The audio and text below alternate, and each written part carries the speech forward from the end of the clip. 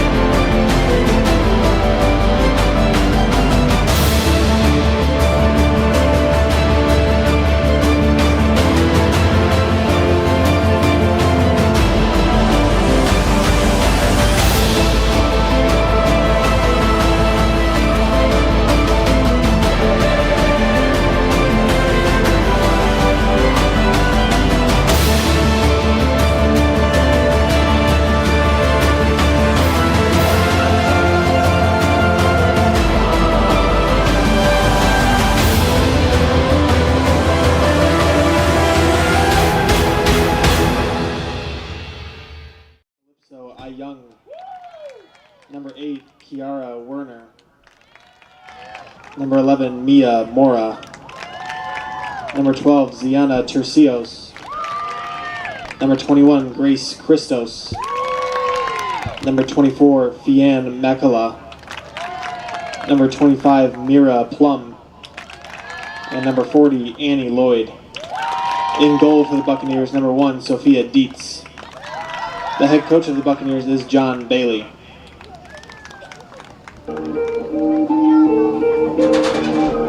And now, the starting lineup for your Elmhurst University Blue Jays. A junior, number 6, Angie Lopez. A junior, number 8, Lauren Nevins. A senior, number 10, Grace Bray. A junior, number 11, Ellie Muscarello. A junior, number 12, Courtney Conlin. A sophomore, number 14, Caitlin Guwala. A senior, number 21, Mia Asanato. A junior, number 23, Kelly Coughlin. A freshman, number 29, Maddie Cummings. A freshman, number 31, Nora Simon. And in goal for the Blue Jays, sophomore, number 0, Erin Fitzharris. The Blue Jays are led by assistant coaches Cesar Gomez, Luke Weaver, and Sarah Lamberti. And the head coach of the Blue Jays in her 3rd season is Susie McCreary Foster.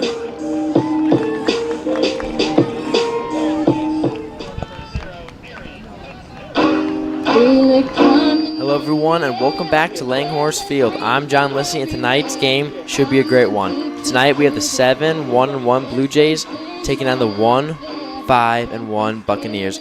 The Blue Jays are currently on a 3-game win streak while the Bucks are on a 3-game losing streaks.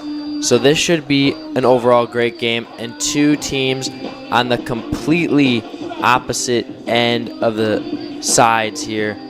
Elmhurst completely dominating with a record of 7-1-1. All 7 of their wins, they have held their opponents to 0 goals. So that's definitely something to watch out for, as every time they win, their opponents cannot score, as they have outstanding goaltending. Fitzharris, it's hard to get past her. She knows what to do, and it's going to be really tough for the Buccaneers to get past them. Buccaneers currently on a 3-game losing streak, trying to end that one tonight. So the completely opposite teams here, and we'll see what happens. Tonight's game should be a good one. 7 o'clock here on a late September afternoon here. Looked like it was going to rain earlier on, but only a 1% chance, so I think we should be good, but it definitely looked like it was going to rain. One thing definitely to watch out for tonight is the shots. Elmhurst has had 205 shots on goal, while they've only allowed 39 shots against. They put up shot after shot after shot. Even though all those shots might not go in, even though only 15 to 20% of those go in, that's what matters, is just putting shots on goal. They don't wait for the right moment, they just get it on net. But on the other end, so here we go, game underway. Ball already deep into the Bucks territory. Like I was saying earlier, Elmhurst with 205 shots on goal this season, just getting anything they can on net. Nevins with the defense, got the ball at around the 20. Now Colin with the ball, trying to get something to go. Ball at the 10. Trying to set up a pass, but ultimately could not connect. Battling at the 25. Still with possession. Let's see what they do here. Pitching that one out to the 10. Already with pressure early in the game. And already a goal. Called off. That one is going to be called off for our offsides. But that could have been absolutely outstanding. Just ultimately did not end up working out. That could have been a huge shift of momentum for them.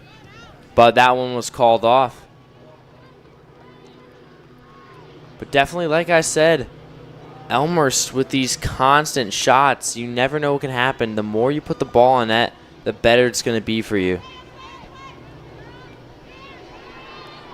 Ball deep into their own territory for the first time tonight. Fitzharris is going to get the ball for the first time tonight as well. Kicks this one back out to the 30. Now intercepted as the ball's bobbling at the 20. A lot going on here. Elmhurst using their speed to work their way upfield. Muscarello couldn't quite grasp that one, and that one's going to wind up out of bounds once again. So Nevins with the ball here. Back to Muscarello on the far side. Trying to get another shot on goal. And that's going to be the first save of the night. Good little setup there as she was open in that corner. Take a look at that replay and just perfect setup. Just a great save. First save of the night for the Bucks. It's like I mentioned, they're just putting shots and shots on goal. Their one shot that they have so far has been on goal. Out of their 205 shots, 112 of those have been on goal. So here we go. Let's see if the Bucks can finally apply some pressure here. It's Muscarello with the little fake at the 40, but didn't wind up working out that time. Muscarello threw that one into Cummings. Cummings still in bounds.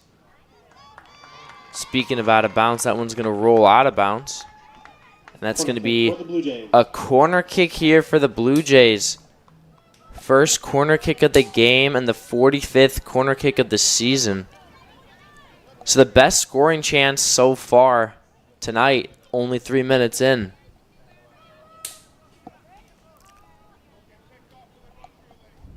Let's see what they can do here. They've had a couple corner kick goals already this season. Headed and nothing there. And the ball's at the 15 scrambling. 4-on-1. She comes down hard there. Battling for it, and that's just going to be a foul there on Asaneto. She brought down one of those Bucks players pretty hard. Cummings connecting to Muscarello. on that pass. Muscarello trying to get something to go. And just nowhere near, as that's not even on target. As that one slowly is going to wind up out of bounds. Got the angle, just couldn't quite execute on that shot. Even though we're only 4 minutes in, a lot of pressure so far from Elmhurst as the Bucks can barely get it out of their zone. Muscarello back to Colin. Missed that chance there. Trying to keep it in bounds. But can't, and Dietz is going to wind up with that ball once again. Tried to get the angle here, but just couldn't quite get it as Dietz was covering that post. Nowhere really to go there. The Bucks sitting at 1-5-1. Desperately needing a win, but out of all games to get a win, this is going to be a hard one. Going up against Elmhurst. Elmhurst on the 3-game win streak. Has not allowed a goal in the past 3 games. Let's see if they can continue that here. Finally, the ball is in their territory as that's going to be out off of Lopez. So here we go. Let's see what the Bucks can do. Let's see if they can capitalize off some finally possession here. Ball at the 40, bouncing around. Got past Cummings there. Now ball at midfield. They're going to work this one in, and that one's going to slowly roll. Simon is going to get that. Just going to pass that to Fitzharris. Fitzharris yet to see a shot on goal today. So Fitzharris waiting for everyone to go back. Here we go, a good kick up the middle. That's going to land at around the 35. Nevin trying to battle for it as that one's slowly going to dribble to the 15. Elmer's trying to keep it in. Ball off of Muscarello. Muscarello with the pass to Nevins. Just missed. Pass intended for Cummings. As Guala hits that one, and that one's just wide, and that one is once again going to slowly roll out here. And just nothing you could really do on that one. Just nowhere. No one really open. Just try to get that one out. So another throw in here. Ball for 30 once again here. Elmhurst has possession, trying to get something. Good scoring chances. They rush their way in the corner. That one's going to go out. And that is going to be the second corner kick of the game. 2 already this early, but definitely not uncommon because they've had 46 this season. So definitely a lot of corner kicks compared to only 15 for the Buccaneers. Good move there. Let's see what they can do, and not able to escape the goal crease. They're trying to scramble this one out. That one's slowly going to roll to the right and wind up out of bounds once again.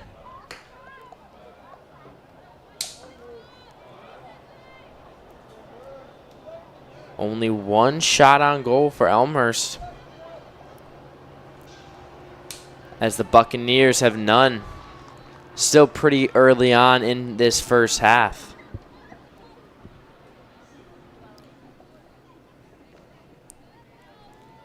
Kelly Coughlin with the one and only shot on goal tonight for Elmhurst.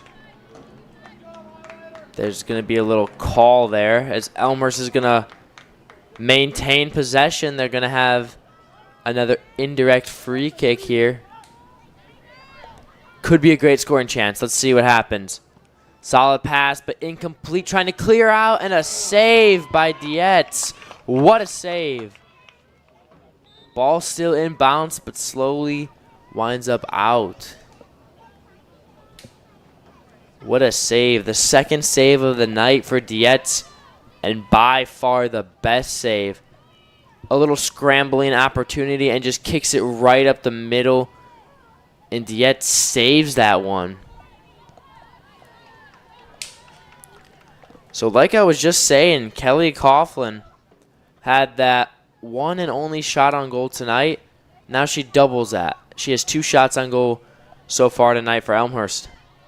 She's the only one on this Elmhurst team so far tonight with a shot on goal.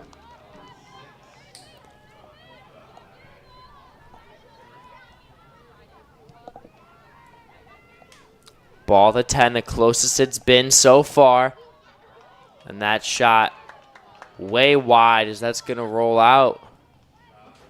She worked her way in the corner, really knowing she wouldn't get that, but just had to shoot it to let Fitzharris know that we're here.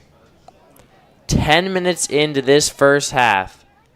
Still a lot of time to go. A scoreless game so far, 0-0. Elmhurst with all the momentum. They have all the shots on goal so far tonight. And, of course, absolutely dominating in time of possession. Muscarello keeps that one in bounds, battling. That's going to go out of bounds again. So Nevins in an awkward 3-on-1 scenario. Couldn't really do much there and just gets rid of it. Cummings makes a move. Passes that one up the middle to midfield as Guwala pitches that one back as the ball trickles past the 10. That ball sailed wide. Nothing Muscarello could have done there on that pass. Just a nice long lateral pass, but just could not connect at the end. So, of course, a scoreless game, but Elmhurst taking complete control. Lopez passes that to Muscarello. Muscarello with the move. Barely keeps that one in bounds as she goes to the corner. Cummings trying to play some defense.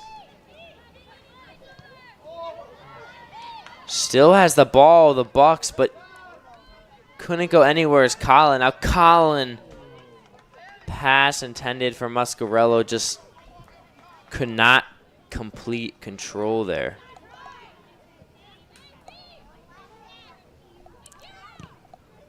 And that one is booted out onto the track, so they're going to throw this one in. As a Young is going to throw this one in here.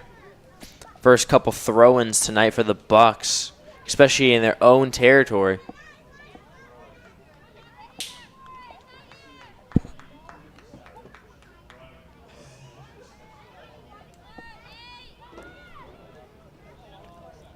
The Bucks trying to do anything they can to get it out. Muscarello with the ball in the corner. Gives it to Nevins. Now Nevins tried to pass but really could not connect there. It was a 2-on-1 situation. Nevins trying to complete control but can't. Bucks desperately got to clear this out, but even if they can, there's no one there. Everyone's in the back end. Definitely what I've seen from the Bucks is they're in a situation where they want to clear it, but no one's there. So you either got to clear it and ultimately give it back to them, or try to wait for your guys to get to the other side before you clear it. So it's definitely an awkward situation, and that's what you see a lot with a lot of these 1-5-1 teams. When you don't maintain possession, it's hard to score goals, let alone get shots on goal.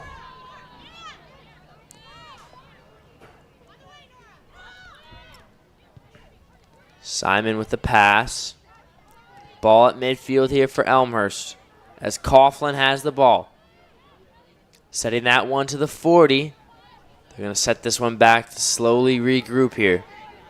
Fitzharris playing pretty deep out of the goal crease. Coughlin winds up with the ball at midfield. Pass to Colin. Bucks can't do anything right now. Seems like nothing's going their way. Muscarello with the ball at the 20. One-on-one matchup here. Trying to get past, but can't really do nothing in this situation. Still in bounds, trying to get a shot on goal. And Nevins connected with the pass, but just lofted that one.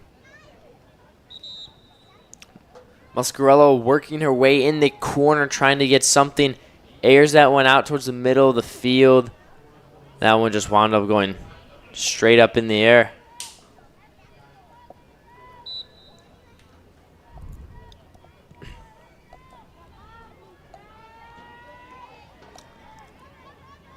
Elmhurst takes control at the 20. Now they set it back. A nice drop pass there as Nevins has it. A lot of good passing possessions today. This could be the Bucks' one chance. Let's see what they do here on the fast break. Turn it over right away. Couldn't even get into Elmhurst territory. Elmhurst taking full advantage of that with the ball at the 10. Now the ball's bobbling around here. Yeah, and that's definitely something you have to do better if you're the Bucks. You can't just pass it just to pass it, especially when you're on a 3-on-1 scenario like they just were. Sometimes, even though it's a harder one-on-one matchup, you just have to take it. So third corner kick of the night. Booted in the air. This could be good. And saved by Dietz once again.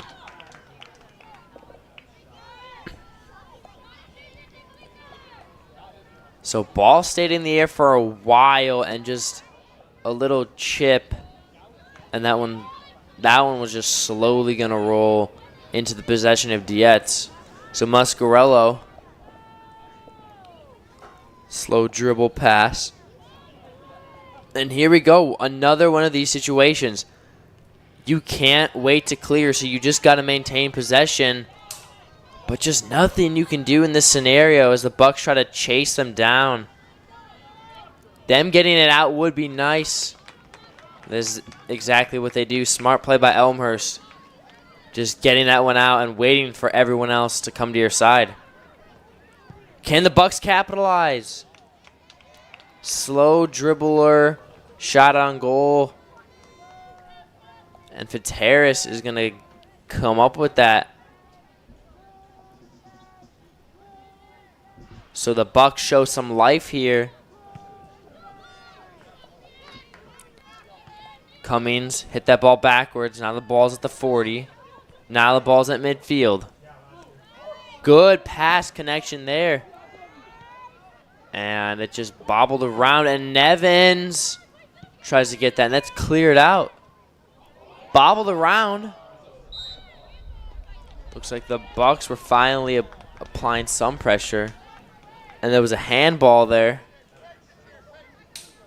So let's see if the Bucks can finally capitalize. This is one of the only times this game the ball has been in Elmhurst territory at the same time that the Bucks have had more than 8 players in Elmhurst territory. But they had 1 second of that possession and just couldn't really do anything with it.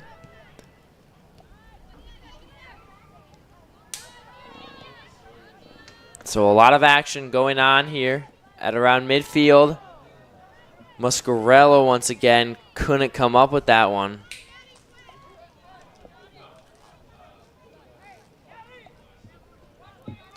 So the Bucks with the throw-in. Bucks trying to get their second win of the season here.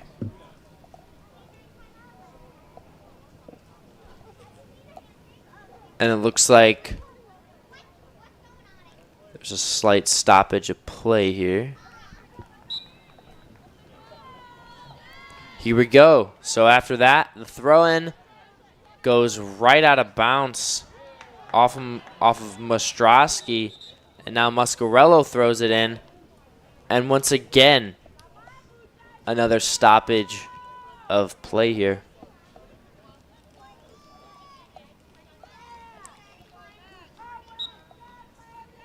So Muscarello throws this one into Nevins. Nevins, that ball is just going to dribble by the 10. Let's see what they do here. And once again, another save by Dietz as she hauls that one in. Ball just rolling towards the 10. Trying to get some kind of shot on goal. And just saved again. So Dietz has seen a lot of action. 5 shots for Elmhurst. 3 of those 5 were on goal. So all 3 she's seen tonight have ended up being saves. Now finally, this could be the Bucks' chance to regroup as they have the ball. Working their way up towards the 20. Now at the 30 with a couple solid passes. The Bucks waiting for everyone to get into Elmhurst territory. As Nevins gets the ball now at the 30. Pass up at the 20. Working their way up the middle. Ball got past Dietz, but did not wind up in the goal. That would have been huge. So we look at this here. Just dribbled past after the redirect, and no. Couldn't quite get it there.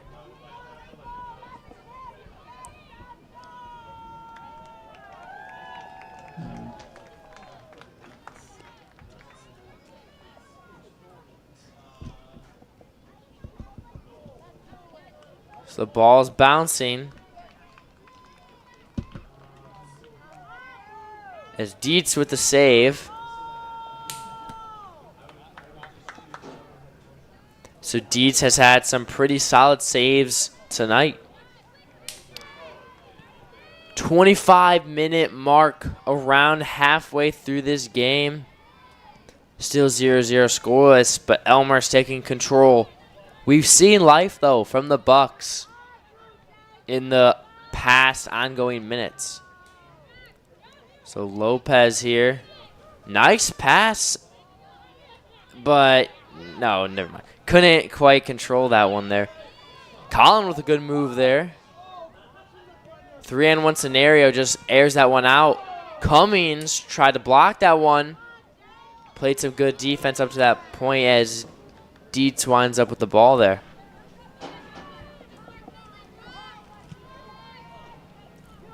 Trying to clear the zone as they do. Let's see if they can make that possession more than a couple seconds in enemy territory. So that's going to be another foul once again as she comes down pretty hard.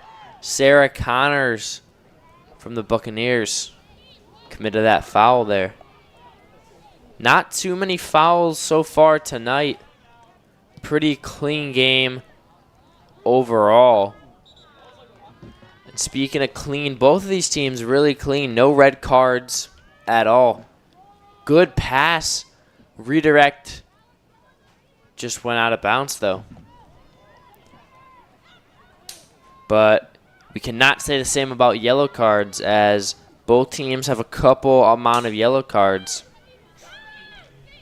Elmhurst with 3 on the season and the Buccaneers with 4. So honestly an average amount of yellow cards, but luckily none of them have committed a foul bad enough to be a red card. So here we go, Muscarello with the ball at the 30. Trying to get out of that 4-on-1 situation, but couldn't. Can the Bucks capitalize? They can't.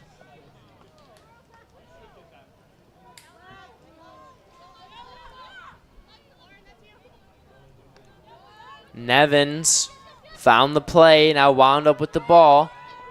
She passes that one back to Guala. Guala to Simon. Now ball at the 50. Now Coughlin hasn't seen much action today, really, in terms of ball possession, but she's been there all season. This could be their chance to do something. Couldn't quite get it. Now at the top of the point, blocked. Nevins tried to do something. It seems like this Bucks defense is dwindling down as Dietz comes up with the save again. Nevins at the top and just gets that one on goal like they usually do. Over 210 shots on goal this whole season. So that's the top, not the top, but one of the top teams in the conference in terms of shots on goal. And of course, the more shots on goal you get, the more opportunities you get. 26 goals so far this season for Elmhurst. Only letting up 5 goals, which is crazy. Only letting up 5 goals in 9 games. Credit to Fitzharris for playing goalie and being pretty outstanding. So Dietz once again, not too far, but it was pretty high, and it's going to roll around midfield. That one's going to trickle out of bounds as it was tailing the sideline there. So here we go, Elmhurst. Once again, Elmhurst dominating the shots on goal with 8 shots on goal. Cummings trying to do something, but no. That one is just going to slowly wind up. Corner kick for the Blue Jays. Out of bounds. So another corner kick. Can they capitalize? They've had 8 shots and 5 shots on goal. Eventually, one of these has got to go in. The Bucks have been playing a lot of defense deep in their own zone, so they're going to be tired. So I could see something going in pretty soon. And Dietz with the save. Good setup pass.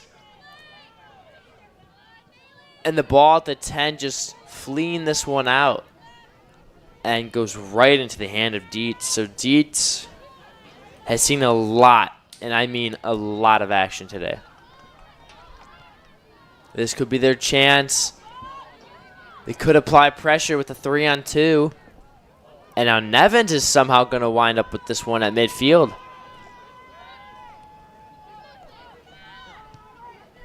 Simon with a couple of neat passes here at the 40. She works her way up the middle.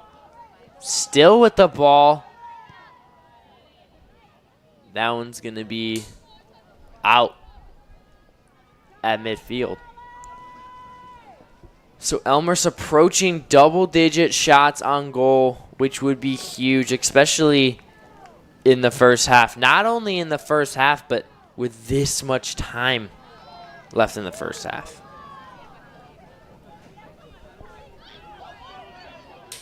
Colin trying to make something happen.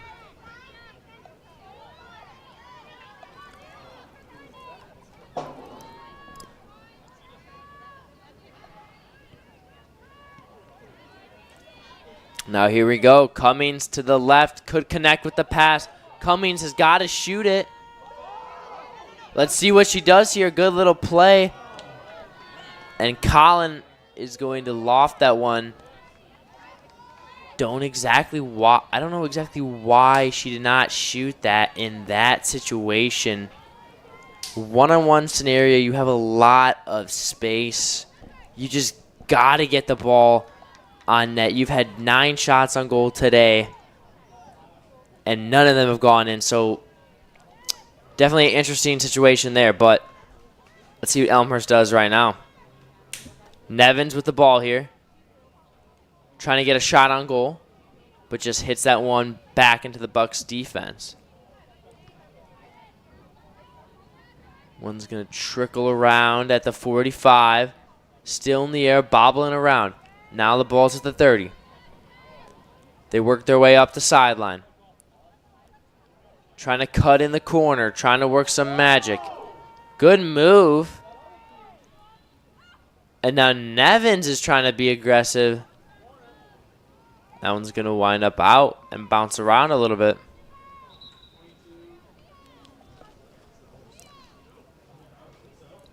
So Nevins with 2 shots on goal and Bray with 2 shots on goal. But Kelly Coughlin, the outlier, with 4 shots on goal. So she hasn't really had too much time of possession, but she's had so many shots, just completely dominating. Definitely something the Bucks have to do in this situation is just clear the ball, but you can't just clear and have a dump and chase scenario. You have to wait for your guys to get to the other side. And let's see what they do in this situation. Gotta play smart. You just can't keep doing what you're doing because, to be honest, it has not been working. They have to wait for their guys after the situation to get to the other side. I think her shoe's untied there, so good teammate connection there, just helping tie the shoe. I mean, I could see why her shoe's untied because she's had so much action tonight. 6 shots on goal. So she winds up with the ball again. Right idea, though.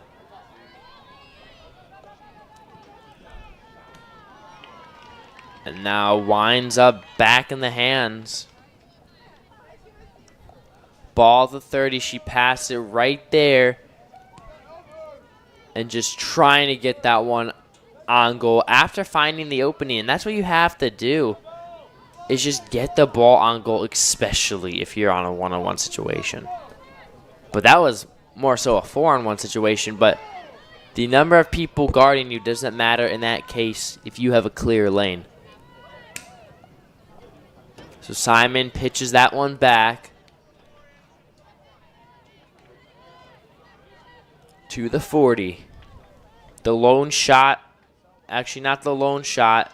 There's only been 2 shots on goal for the Buccaneers. Connors with a shot, number 3, and number 25, Plum, with a shot on goal. So definitely a drastic difference in terms of shots on goal early here tonight.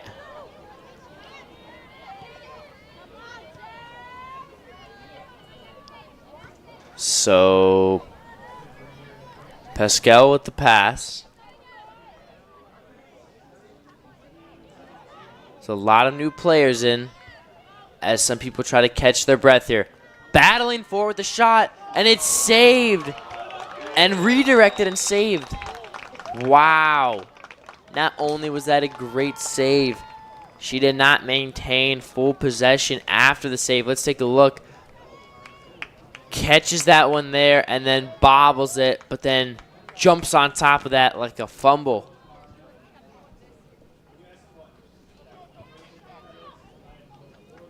It's going to be a yellow card here.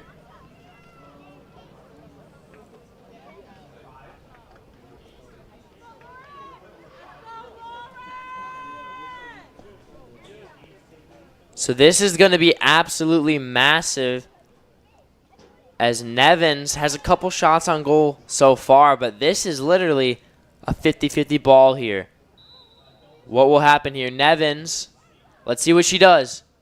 What a goal and what a shot. And Elmhurst gets on the board. And Nevins has played outstanding all night tonight with 2 shots on goal. And that third one was the charm as that one finally went in. What a goal by Nevins. Exactly what Elmhurst needed. Just dominating this game in terms of shots on goal, possession, everything like that. And they wanted the score to show that. So they caught a lucky break, and then Nevins capitalized. So what a goal by Nevins. 13:35 to go.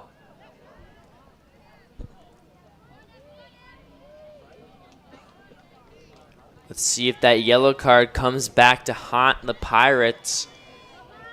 Before that situation. Ooh. Nevins again. Could have been crazy. Could have been a crazy turn of events there. Nevins found some space and backed up. Just missed that one. Good thing she's already had a goal today. So will the yellow card come back to haunt the Bucks? I was just saying earlier how clean these teams were. Only 4 yellow cards on the season. I guess I'm bad luck because right when I said that, they got another yellow card. So 5th yellow card of the season for the Bucks, while Elmhurst only has 3. Lopez still has the ball, almost connecting to Cummins there, and Cummins with the ball at the 40.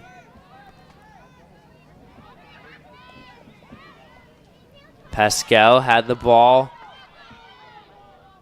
and now the Bucks work their way up, still with the ball, but not enough people back there. Now they're going to get a couple people back there, so this could be their chance. Just fighting for it, as you see.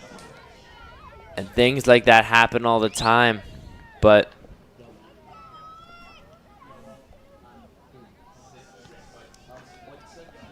that's going to be a yellow card on Lopez here, as that's the 4th yellow card of the season and the first of the night here for Elmhurst. Not quite exactly a penalty kick, but a good chance here, an indirect free kick. Let's see what she does. Best chance so far this half. Directly landing in Fitzharris's hands. Fitzharris finally getting some action tonight. That ball looked like a magnet, literally just going straight to her in the middle of the net. So Colin with a good move. Ball bouncing around here. Elmhurst finally getting pressured in their own territory, but they didn't want any of that one as they clear that. As Dietz was pretty aggressive coming out of the crease. Good play there by Garcia. And now Cummings try to get it on goal, and this time she puts up the shot. 13 shots tonight, which is insane. Ooh. That would have been a snipe there. Almost perfect, and what a play. Just setting up, realizing she has a chance. Just a little too high. But what a curve on that ball. That was like a very good shot. So final 10 minutes to go here. Elmhurst with the 1-0 lead. Scored around 5 minutes ago. Scored by Nevins. And Elmhurst trying to extend their 3-game winning streak to a 4-game winning streak, while on the other hand, Buccaneers not looking too good at 1-5-1. They cannot afford to lose another game, especially at this point.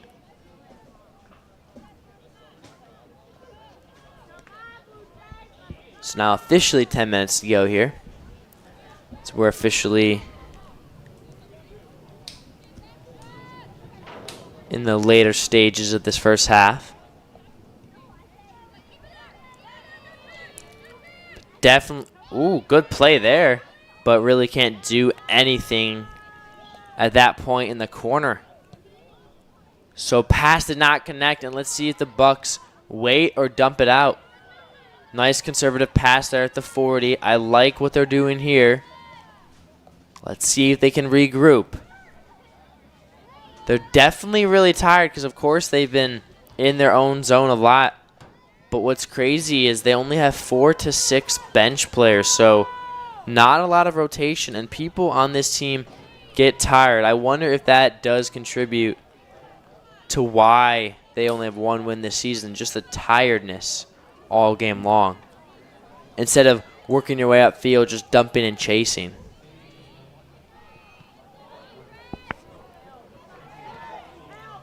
Battling here. That one, once again, is going to trickle out of bounds.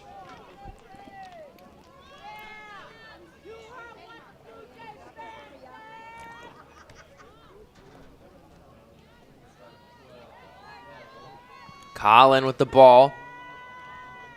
Just missed. Now this ball's at midfield. Elmhurst trying to get it out of their territory. Simon being pressured, so just lets that one go.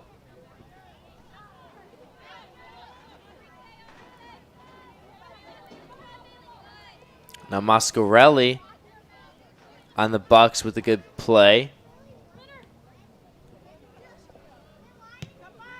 And DeFio kept that one in. Workman with the ball to Colin. Could not be kept in.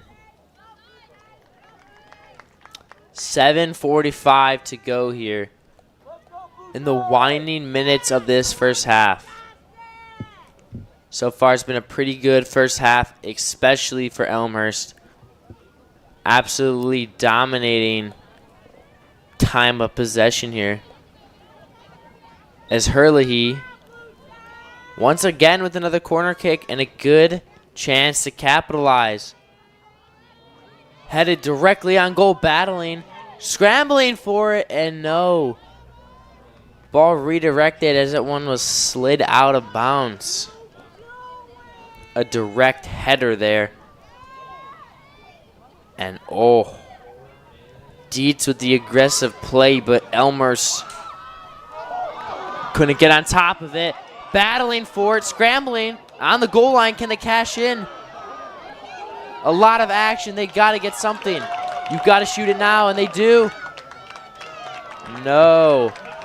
Dietz, a brick wall in the goal, just saving everything. Rattling across the posts. Ooh. You see that in hockey a lot. Just a scrambling effort. Everyone battling for it.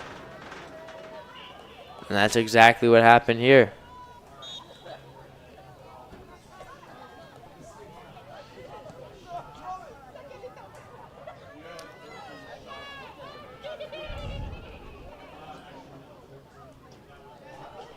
So, 6 minutes to go here.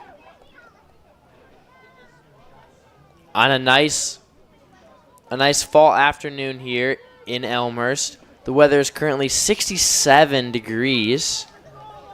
Pretty nice temperature.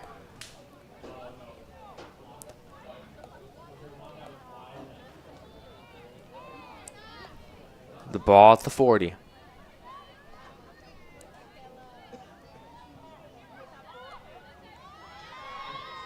Ball at midfield, a lot going on here. Finally, Bucks, even though not in their own territory, moving the ball well and having a good time of possession here. You got to be perfect in this scenario to get it out of your zone. Finally, they do. You got to get this one. Now you just got to get it on goal. You can't wait for the perfect scenario in this opportunity. You just kept in bounds. Now Colin working upfield. Colin, pass intended for Workman. Workman's trying to save this and couldn't get it. Close though. 4:35 to go in these winding moments. But yeah, something like you have to do if you're the Bucks. Any chance you get, you just got to put it on goal, because you realistically, honestly, have only had 2 to 3 shots, 2 to 3 chance of possessions in enemy territory. You can't wait for the perfect moment. You just got to get a shot on goal if you're close enough. So DeFio here with the shot. Saved by Dietz again. Found an opening and cashed in.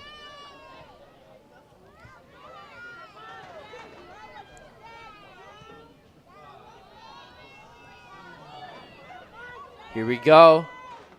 That one's going to wind up out of bounds. Close one. Corner kick for the Blue Jays. Corner kick once again. There's been plenty of corner kicks so far tonight. Some of the most I've seen. definitely been a lot. So some interesting formation here. The formation could change though here, as Pasquale, 3 minutes to go here with the corner kick. Headed and well wide. Good intentions though here. 3 minutes to go here as this time is winding down.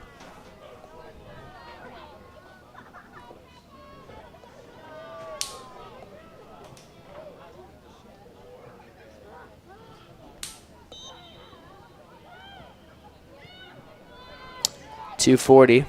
Whew. One of the most insane stat lines I have seen. Doesn't even look real. Elmhurst with 23 shots. To put that in perspective, the Buccaneers team has 52 shots this season. And it's only the first half for Elmhurst. So like I said, I predicted this. They're going to get shots on goal. They have one of the most shots on goals in the conference with 205. But against a team like this, you know they are going to get many, and I mean many, shots on goal.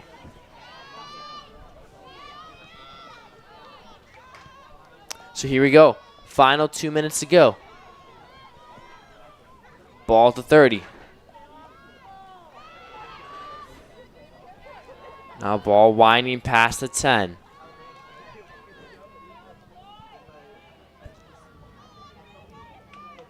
The Bucks with the ball at midfield.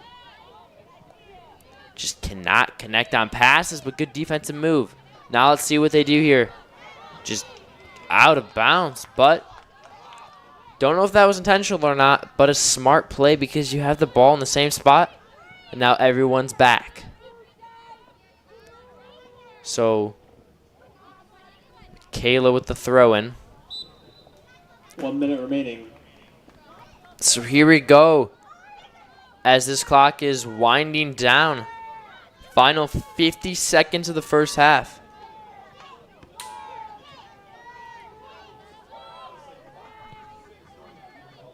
And Elmhurst trying to clear it. A last gasp. Desperation here. Final 30. That one is going to wind up out of bounds. Now at this point, you've barely got it in the zone. There's 20 seconds left. Just find some room of separation and just get it on goal. You never know. 3 shots in 1 half. You got to quickly find some quick separation and just get this one on goal. 6, 5, 4, 3, 2, 1, 0. So that is it, folks. That is the end of the first half. As Elmhurst has the 1-0 lead. Nevins with the one and only goal, coming off of a yellow card and a nice free kick situation, but theme of this game is Elmhurst just dominating time of possession and shots. Let's see if the Bucks can regroup and just get something, and I mean something going for them. But yeah, great first half. I'm John Lissy at Langhorse Field, and we will see you soon for the second half.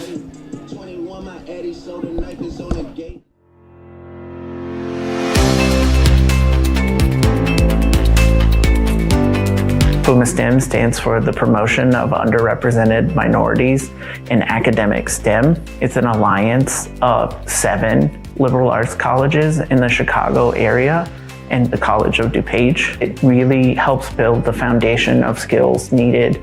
As a scientist, we work on networking, we work on presentation, we work on interacting with the community. We provide skills with how to do basic research, what kind of basic research is available.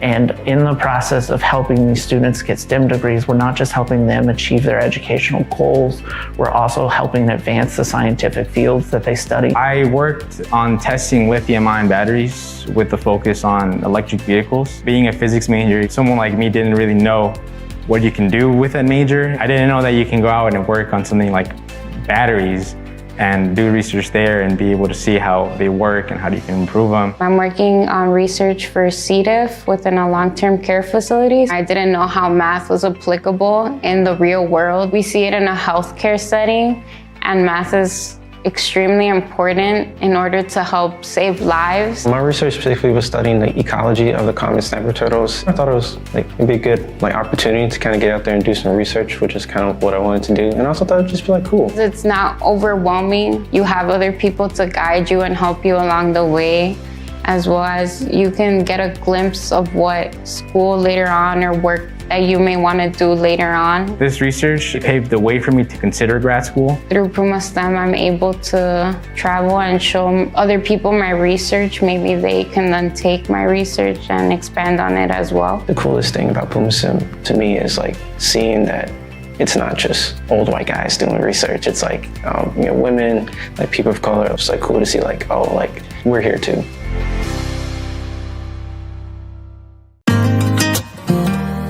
My name is Joni Ducaille, and I'm the proud mom of a Blue Jay, Ethan Ducaille, a member of the ELSA program here at Elmhurst University. As a young man with autism growing up in Evanston, Illinois, Ethan had choices, but also a lack of choices that his peers also had. And he saw his friends going off to college, but he was unsure about where his path was headed. So upon his graduation from the main program at ETHS, Ethan chose to attend the ETHS transition program. While he was completing the transition program, Ethan grew into the desire to want to attend a university. My husband and I were thrilled about it, but I think that his experience at ELSA has been so much more profound because he really did choose it for himself. The ELSA program has been around for 20 years, and it was developed by Lou Doty, who had an idea to create a program for students to come to the university that had cognitive disabilities or other differing abilities. There are a lot of unique attributes of the program. The things that I like to see for students and growth have a lot to do with the different activities, the clubs, and organizations that they can be part of, the housing pieces where students can live on campus, and also if they have an interest area, they can take a course, any course on campus, and be able to focus and maybe get an extra certificate in that area. And then we also have a core set of courses where students can expand skills and career, and that's really important as part of our program. The ELSA program preps students for real-life scenarios that they're going to encounter. They'll do classes like any other degree-seeking student would, and then eventually they're working their way up to career-focused things like they go off into different internships. A lot of students will have, by the time they graduate, 4 to 6 internships. They start on campus and then they move off campus, so that by the time they graduate, they have a good focus on where they're going to go, ideas on strength areas that they have, and they have good interviewing skills to get jobs. When students come in as first-year ELSA students, it is their first time being away from their parents, their first time ever being alone. So we provide a lot of support with that transition. Maybe they need help making a time management schedule for their day, or sometimes we can go in and help mediate roommate conflicts. I think my favorite memories for the ELSA program really have to do with new student orientation. Students come in, it's a little overwhelming. What I see is that sense of belonging after those 3 to 5 days that they've been on campus. It's a special time for students to connect, and by the time they get to that first class, they know people on campus, they know how to get around. It's really fun to see students come in, needing a lot of support and then being very independent by the time they leave. You know, I had been a mom who was very engaged with his special education in high school. I was at every event, I met every teacher, I knew their cell phone numbers, and that can get a little bit claustrophobic for a young man growing up. And Elmhurst was his place. It was his school, it was his choice. And so when we arrived at that first homecoming, it was like he was showing us his place, and that was one of the first times that had ever happened. So those growth pieces that we see have to do with self-advocacy and having students be able to make decisions about what they want to do on campus, and they're able to make their own choices and able to change their choices in the future. Just because a student has a disability doesn't mean they can't go off and go to college or get a job or do different things. This type of diversity, like cognitive diversity, has helped this university immensely. It teaches people to communicate and think differently because it immerses us in that. And it really teaches us how to treat others. As he moves forward as an adult with special needs, I could see those glimmers of the opportunity where he was going to make this himself. And I think Elmhurst has played a big role in that. That growth piece is it's huge to watch, and that's why we like to connect back. We have an alumni group, and they're always welcome to come back to the alumni group and participate. Being an Elmhurst alumni, I think will always ground him and be a place where he feels that he achieved, he did it on his own, and that he'll be a part of the Blue Jay family.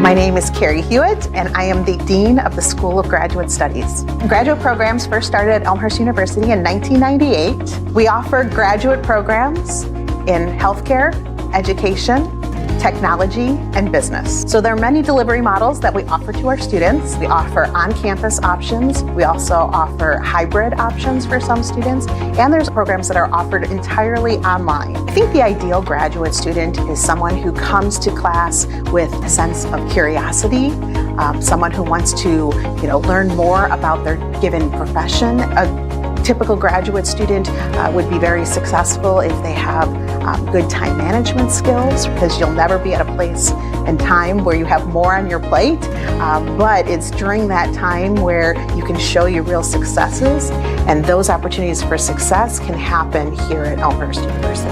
So I think the support systems that Elmhurst provides start on day one. When somebody applies to a program, they're going to meet a very warm and welcoming staff who are going to help them complete their application. Then once a student is here, they meet their program director and their faculty and their cohort and their other peers within the program, and all of those individuals become your support system. We want to provide a shared learning model where we're looking for ways to interact with one another to kind of experience the learning journey. Each individual professor has their own experiences, and that knowledge that they draw from their applied work experiences really impact not only the content that they're providing in the classroom, but also the discussions and conversations that happen in the classroom as well. Many of our programs are in a cohort model, and so the cohort model of being outside the classroom and having conversations and discussions sometimes solidify even something that maybe didn't make as much sense in the classroom. So I think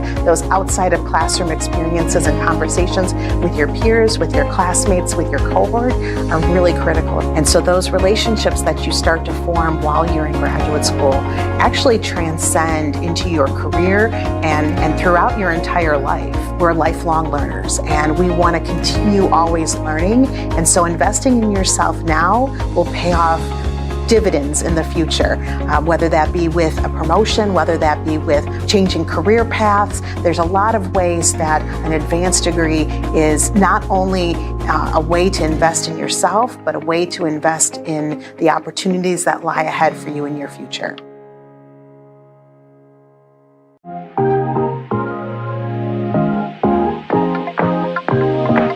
I transferred here from College of DuPage. Transferring to Elmhurst from COD has been amazing. It's just such an easy process. Just getting the paperwork done, making sure you have all your credits. It was really important to me too, just because I'm the first in my family to go to college in the United States.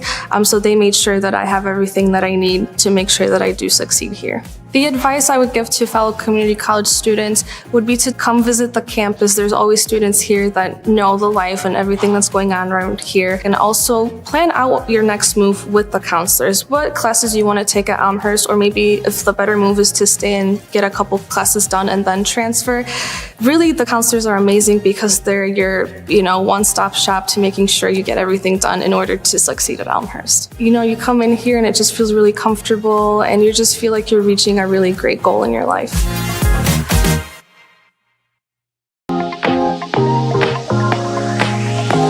take most of my classes at Triton College, and then I take a class or two at Elmhurst to kind of get a feel of like what I want my plan to be when I come here and get a feel of the whole campus with clubs and activities and everything. I think the major difference between the two is that Elmhurst really is a community sense, while as the two-year university, you're really preparing to move on. So those professors are really striving to teach you everything that they can within the short period that they have you, while as in a four-year university, they have you for a little bit longer so they can really develop like a relationship with you and like help you grow as a person. It's awesome to be able to feel at home at a four-year university before you fully come in.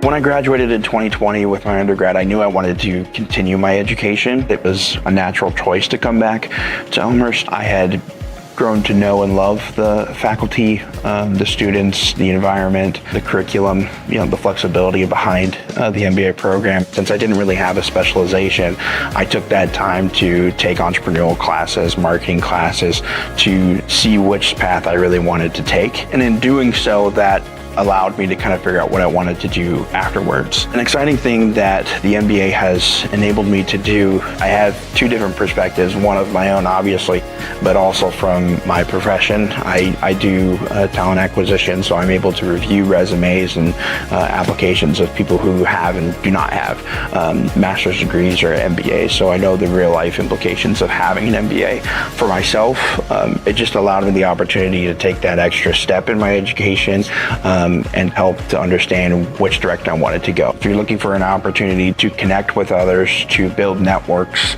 this is a great opportunity to do that. There's a small class size. They focus on team building and projects revolved around that. So Elmhurst gives you that opportunity to, not only see what you're good at, maybe learn from others and see how they work and how they work with others and how you could maybe expand upon that. If it wasn't for Elmhurst, I don't know what I'd be doing right now.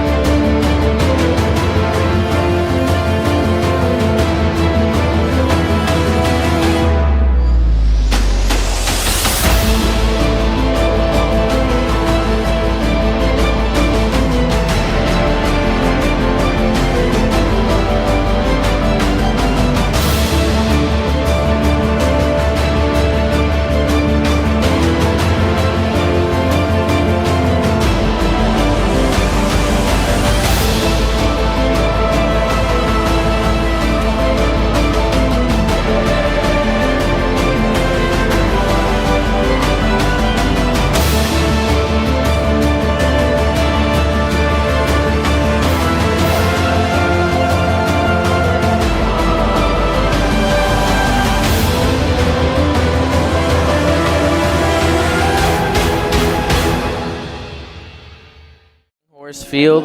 I'm John Lissy, and we will take you to the second half. The first half was absolutely outstanding as Elmhurst takes the 1-0 lead. A lot of action happened in that first half, with Elmhurst utterly and completely dominating time of possession.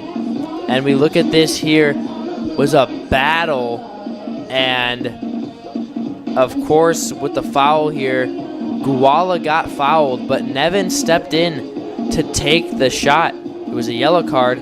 Here we go, Nevins with the crazy goal. That was the first and only goal, and Nevins came in clutch with that there as Elmhurst takes a 1-0 lead. So Hoagland from the Bucks fouled Guala, and Nevins came in, and look at this. Looks like a Corey Crawford type of save, scrambling everywhere. No one could get it on net, and Garcia tried to get it but ultimately couldn't. Just a battle there.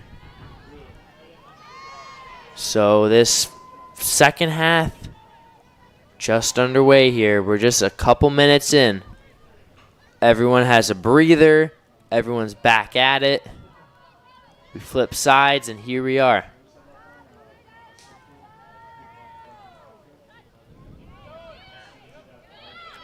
It's a 1-0 game, so technically anyone can come up with this one. We still have plenty of time, but so far Elmhurst completely dominating.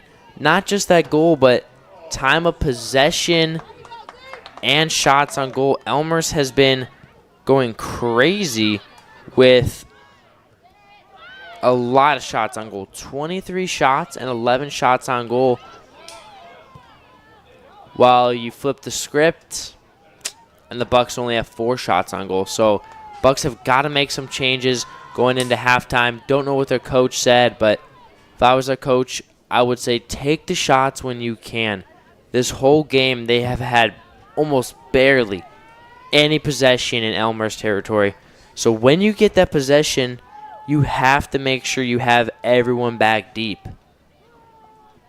In those limited shots you have, if you have any separation on a one-on-one scenario, you just have to take it.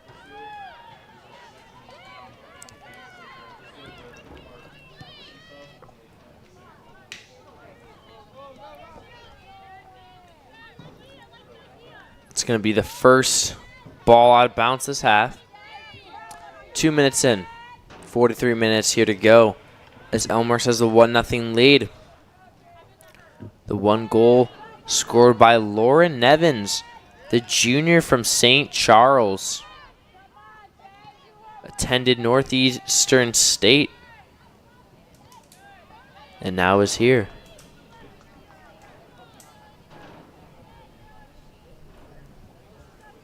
So here we go, another throw, and once again for Elmhurst.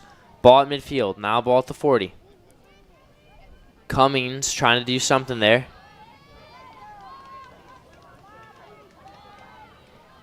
Ball at the 50 once again.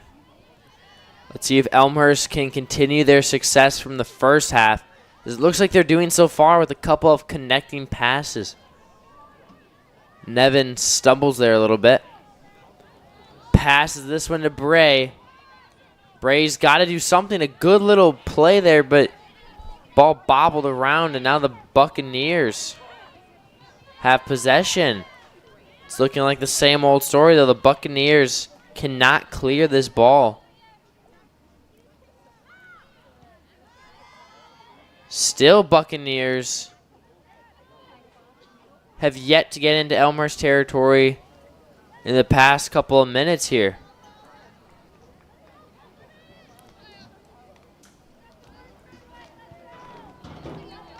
So a very noticeable change here. Nevins saved, but now it's not by Dietz. It's by Williams. So a very noticeable change is the goaltender switch, but that was a great chance there by Nevins to try to take the 2-0 lead and score her second goal of the night. But as a lot of teams do, they have 2 or 3 goalies, and instead of switching off games, every goalie plays every game, they just switch the half. So instead of Dietz and goalie, we have Williams this half in goalie. Already less than 4 minutes in, and she's seen some action already. So the summary for Dietz was 10 saves and 1 goal against. She saw 23 shots. So a lot of action for her. So let's see if Williams can do her best here.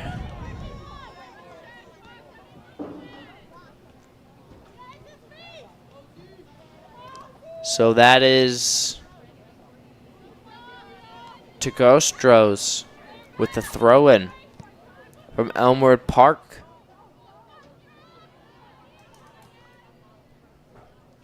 That one's slowly going to wind up out of bounds. 1-0 in lead, Elmhurst here. Very early on in this second half as they have the 1-0 lead. That 1 goal scored by Nevins.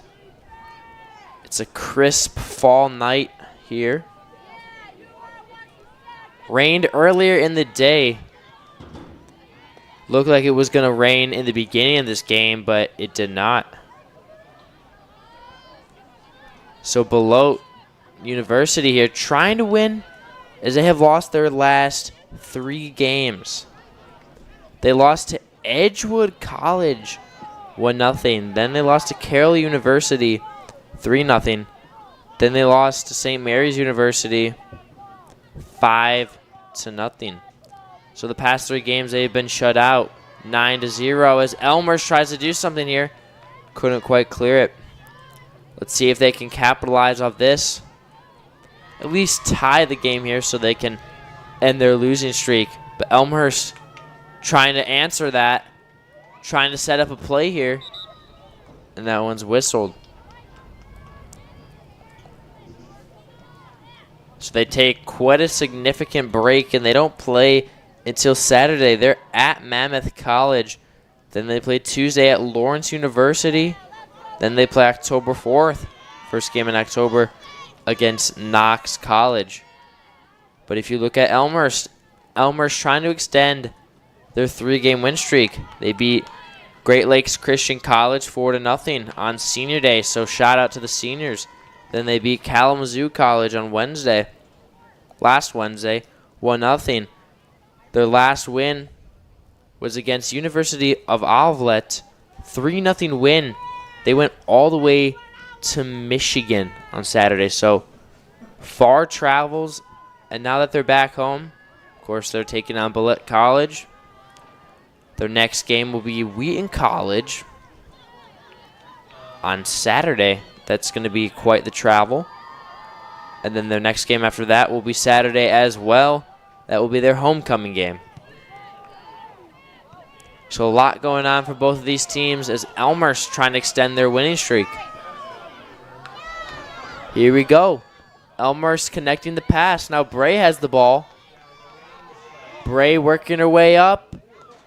Tries to pass that one, and Cummings could not keep it in. Corner kick for the Blue Jays. So this is going to be once again another corner kick here for the Blue Jays. Their first actually of this half. They're approaching 50 corner kicks on the season. That is a crazy stat so far. Solid kick. Almost kicked into their own goal. That was not going to be good. So a nice corner kick to try to take the lead. Don't know why you would want to do that, but they just kicked that one in, and a save. Great save by Williams. Second save of the night early on in this second half. Went right to her, and she just maintained that possession, so great play there.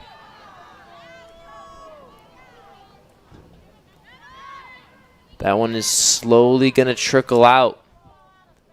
So 10 minutes into this game, still the same score, still scoreless, but it looks like it's really been the same outcome.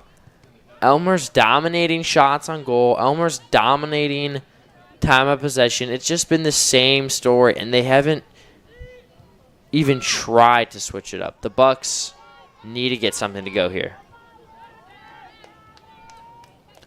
Elmhurst trying to extend the lead to 2-0 would be huge. Even though Elmhurst is absolutely dominating, it only takes one lucky event for the Bucks to tie it up.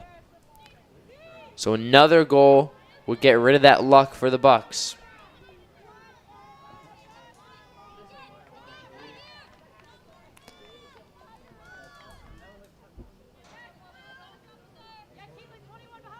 So a throw in here intended for Christ, but couldn't quite complete it. So once again, another throw in here.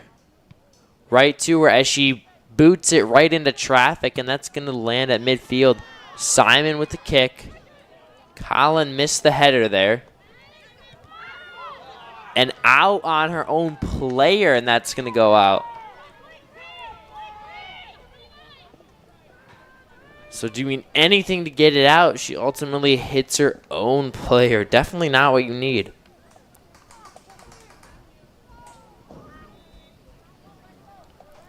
Here we go. Williams has been in the game so far for 10 minutes and 15 seconds. She's already seen 2 shots on goal. this Elmhurst offense, 25 shots on goal so far. Probably going to end up with 35 to 40-ish by the end of this game. Almost matching the Buccaneers' season total of 55. So Cummings, good little move as she tries to escape pressure. She's just going to dump that one off to Nevins. Nevins already with a goal tonight.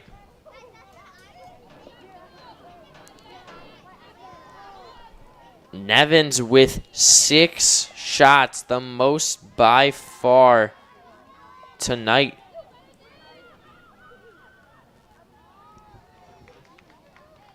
So Nevins with 6 shots on goal, and one of those ultimately went in.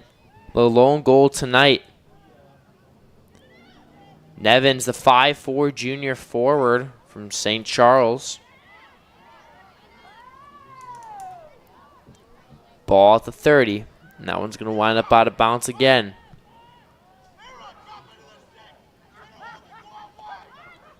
"33 minutes and 10 seconds to go here.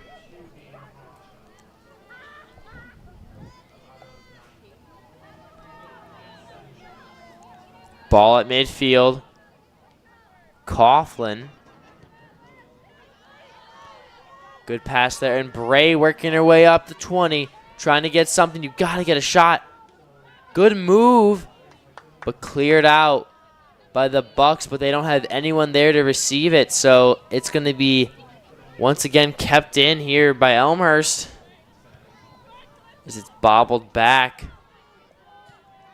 The Bucks need to change. They can't be dumping these off and giving it right to them. Nevins with a good pass to Coughlin. Coughlin with the shot. And Williams with the save. It bobbled though, but she ultimately ended up with the save.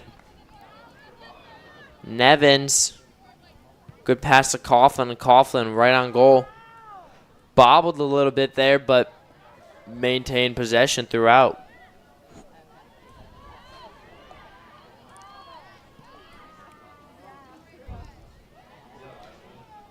Let's see what they do here with the ball at 35.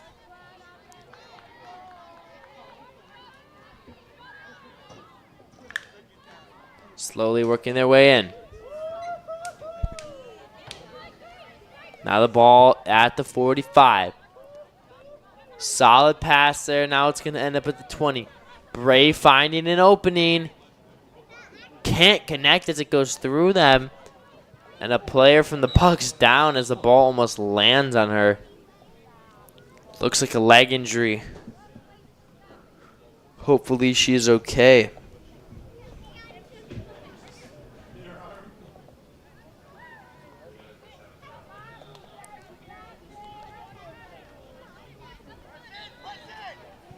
Ball is dropped to Elmhurst as Nevins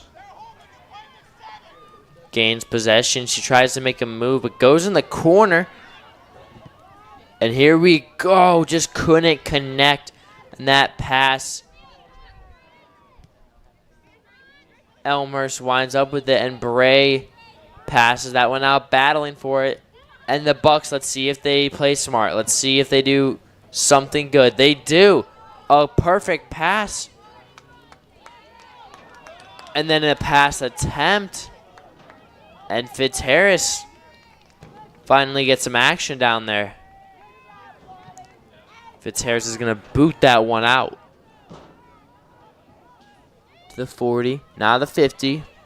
Now Coughlin chips that one up high. Rattling around to the 20. Trying to cut in. See what they do here. Williams comes up with the save.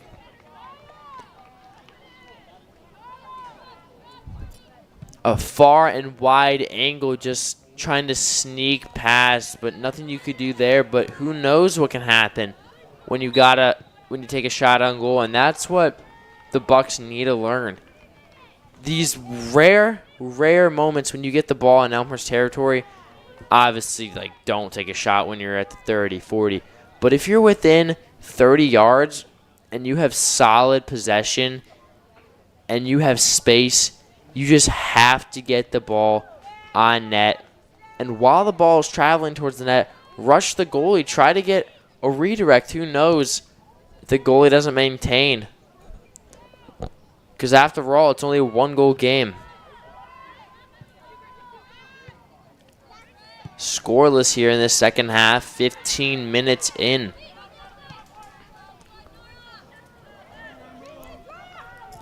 Nevins with the ball, going to the corner instead of cutting up the middle. And now Nevins with a throw in here.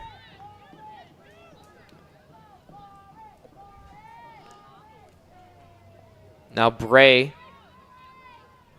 Good little behind the back movement there. Colin. They try to get this one. Now Colin with the ball. They got to shoot this. Now Coughlin comes down hard.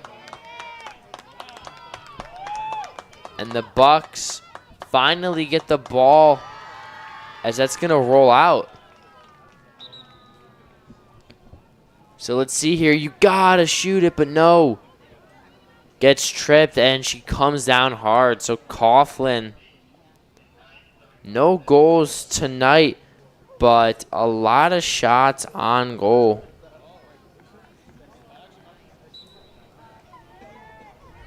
Five, in fact.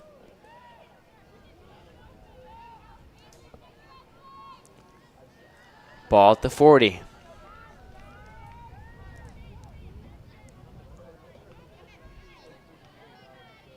Now Cummings. Cummings back to Nevins. Now Nevins in the middle. Ball to 35 as Elmhurst is taking their time. Trying to find the matchups.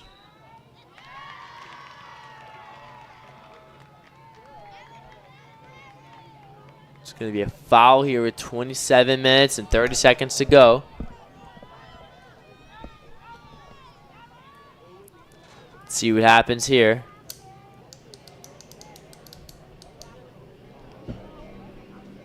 One nothing lead so far for Elmhurst. That one's chipped in on the one hop. Williams gets a save. And off of Williams, it's going to take an awkward bounce and go out of bounds. So another corner kick here for Elmhurst. Approaching the halfway point of this second half.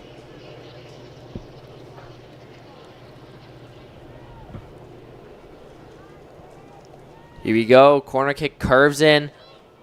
Elmhurst with the ball. Winding up for the shot. Not on goal as that one grazes the grass there and rolls out. 26-35 to go here. Williams with a short kick.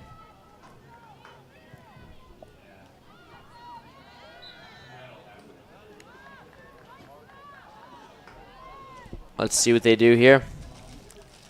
Getting some solid possession here. A slight breather here for the Bucks. They just can't connect. They're just dumping this one out there with no thoughts there. Just clearing that one. 26 minutes to go here. Elmhurst with the ball at the 10. Trying to get something. Good shot. And just above the crossbar. As that one sails wide. Perfect pass. So much room. You have to shoot that. And she does. But barely misses that one. That was a close one. Could have doubled the lead. Elmhurst could have taken the 2-0 advantage here. Around halfway through this second half.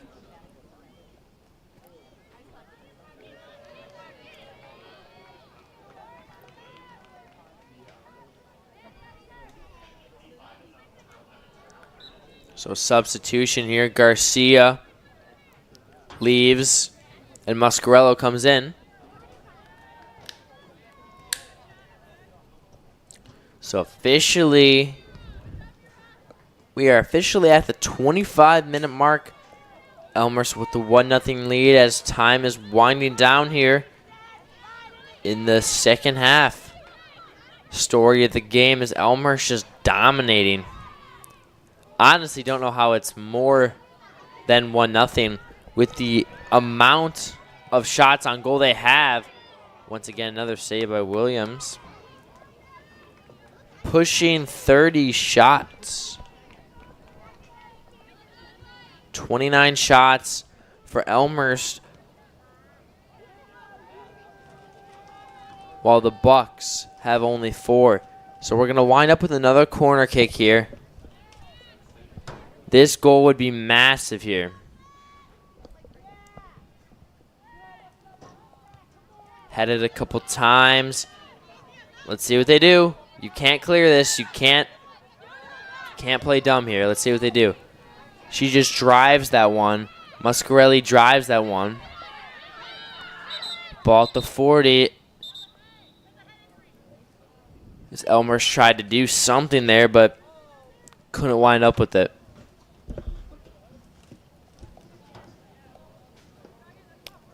There's going to be a player down. Around the goal line, a little slow to get up, and Elmhurst in the middle of the field, regrouping here, huddling, trying to discuss some topics here. And honestly, they're just going to keep doing what they're doing. Just maintain possession like you have been all night. Just possession, possession, possession. It's like a hockey power play. Not only are they just taking shots just to take shots, they're playing slow, they're playing conservative, they're playing nice, and they take shots when they need to. And of course, they have a couple bodies at the goal just in case there's a deflection or a redirect, and you never know what could actually happen.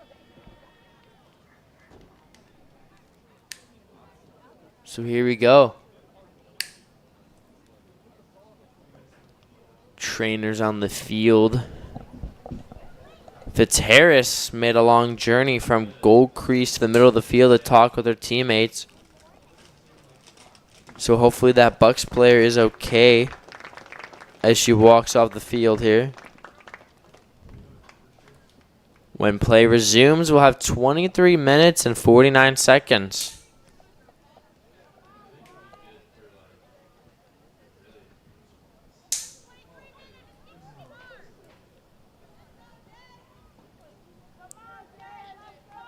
So let's see what happens here.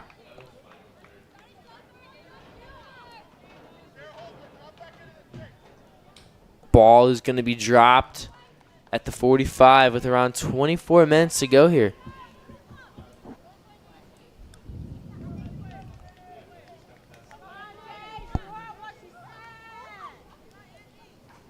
Could this slight break flip the script? Possibly for the Bucks. Kick lofted up towards the 20. Coughlin with the pass to Colin. Now Colin tried to get something, but it was deflected. Gets past the matchup there. A lot of room to run. Good possession here. Now Cummings just missed that one. And here we go. What will the Bucks do? Smart move, though, by Ostinato. Just hitting that one out. Let's see if it will backfire. Let's see if the Bucks can make them capitalize.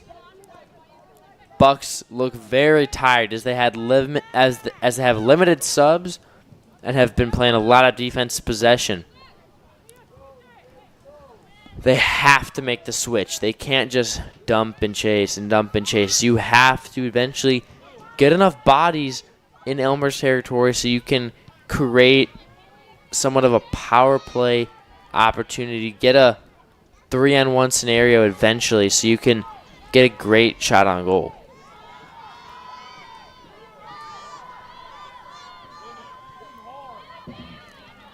Ball at the 15 here, battling.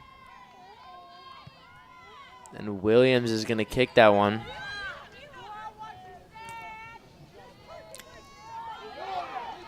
Battling at the 40. But Christ couldn't get past Guala as Williams comes out of her goal to retrieve that one. Good little action in the corner. And that kick slowly winding up.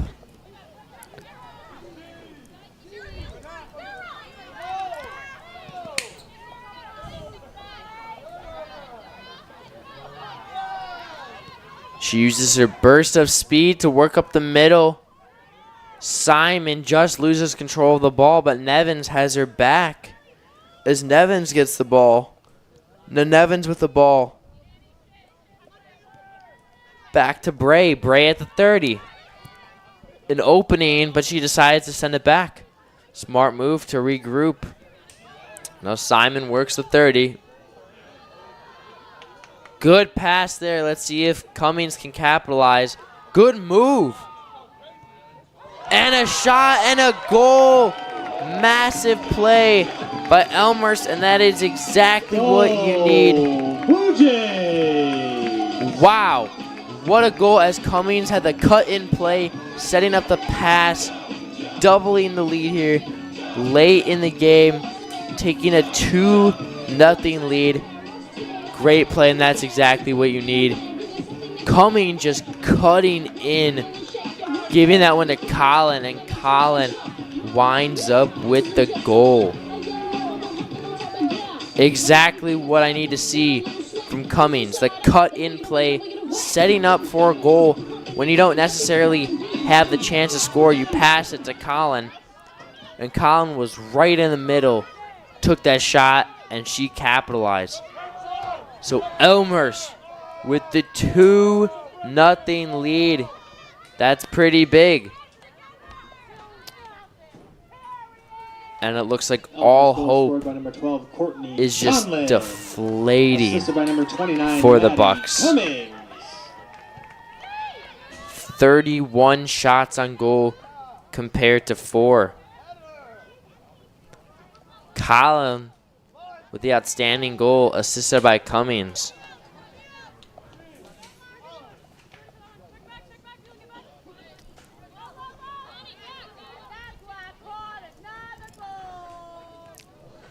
"20 minutes to go, and now it is 2-0 Elmhurst." Of course, Cummings with the assist, and Colin with the goal.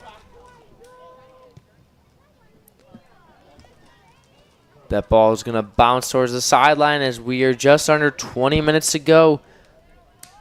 Elmhurst with the 2-0 lead, and something I've noticed, every single Elmhurst win, they haven't let up a goal. So they have never, that ball just sailed wide of the crossbar. But let's take you here. They pin it back, a lot of room. Coughlin just says, you know what, I'm going to shoot that one. Almost got it, just slightly missed. That was a couple feet lower. There's nothing Williams would have been able to do.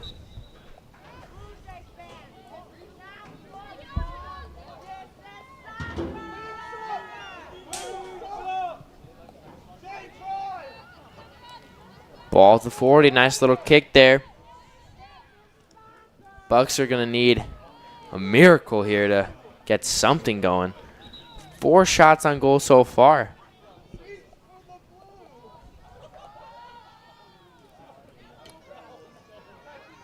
$18.50 to go.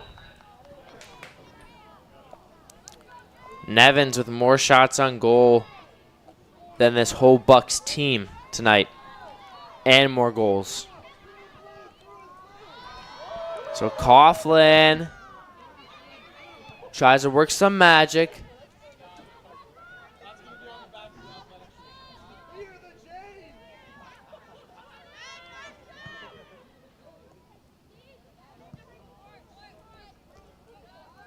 Ball's at the 50.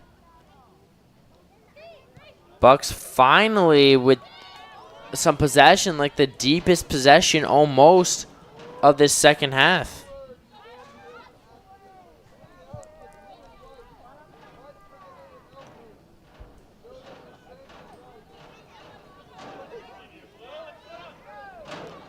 $18 to go here. Can they capitalize here deep in Elmhurst's territory? This could be their one and only chance. Elmhurst gets it. Can't quite get it. Now they get it again in the battle. They cleared this one, and it's going to land in bounds. Perfect play there.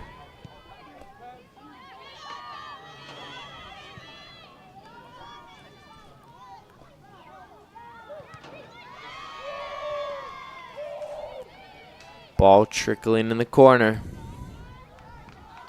It's going to wind up out of bounds once again. The Bucks need something to go. The Bucks need something their way, as they do have somewhat of a hard schedule coming up for them, like I mentioned earlier. Of course, Elmhurst, one of the top teams at 7-1-1. So, of course, nothing to hang your head low about. Of course, a loss is a loss, but against Elmhurst, it's going to be pretty hard to beat them. Then Monmouth College, that is going to be a pretty hard game, honestly, even though things haven't been going too good for them. Monmouth College is 4-2-1. Just the ball dribbling there. And Elmhurst wound up with the shot. You have to take every shot you can get. But they face Monmouth College, 4-2-1, 643 win percentage. They face them at home, which is the problem. They're 2-0-1 at home, so they've never lost. So, pretty good team at home.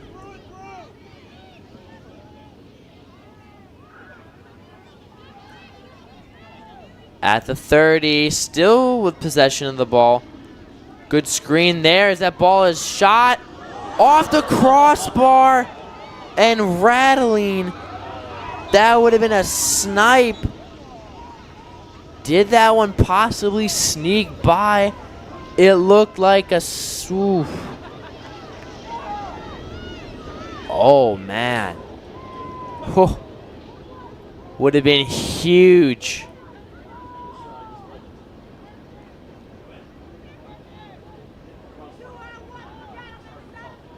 Yeah, there's just no way that one have had to go.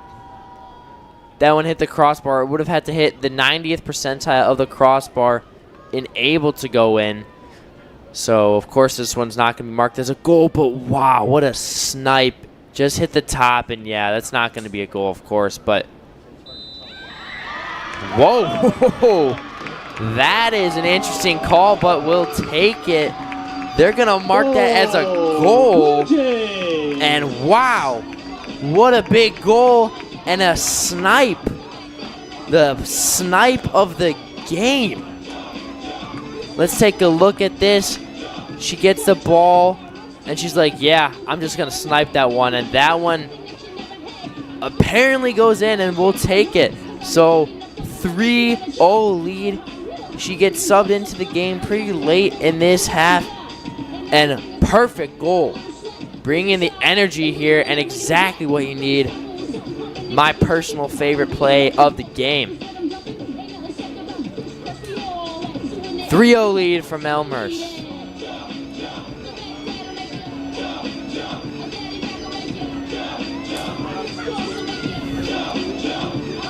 Definitely a very interesting call because we have a better view than the refs at this point because the refs don't have instant replay. They called it no goal, and then they just switched it to a goal, just changing their mind. So very, very interesting call. Because that one hit the top, that one hit the bottom of the crossbar and just bounced directly. If that one actually fully went in, it would have hit the very end of the top of the crossbar, and you would have seen it, but whew. Elmhurst goal scored by number 22. Wow, that is an absolute massive, assisted by number 25, and I mean Garcia. Massive goal. Let's see if she can get another one. This would be huge. Oh, just wind it out. But that play style is exactly what you need.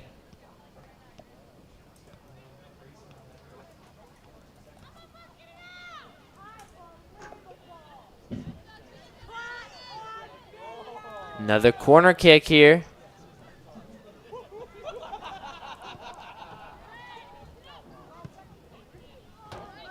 And that one is going to be by the sideline and kept in by Elmhurst at midfield.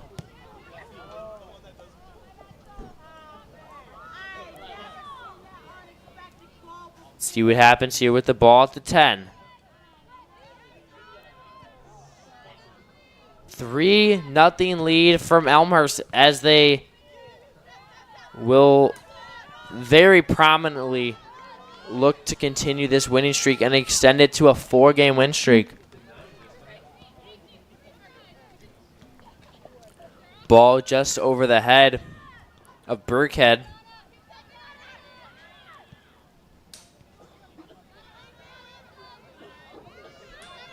And the ball's at the 10. Yeah, the story of the game is the Bucks just can't get anything. And I mean, they can't get anything going for them on defense or offense or just anything.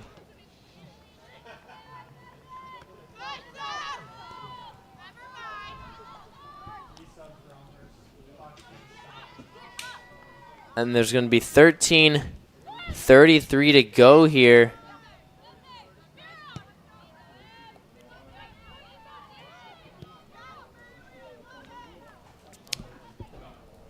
So a lot of goals here for Elmhurst as they take the 3-0 lead. Ball at the 30 as they work their way up. Now ball creeping towards the middle of the field. Where Leahy is open towards the far right side.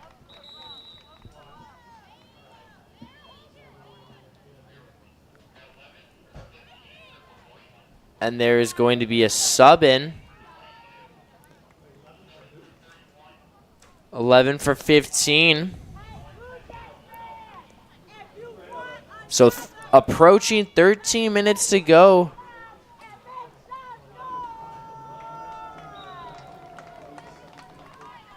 Elmhurst with the insane goal.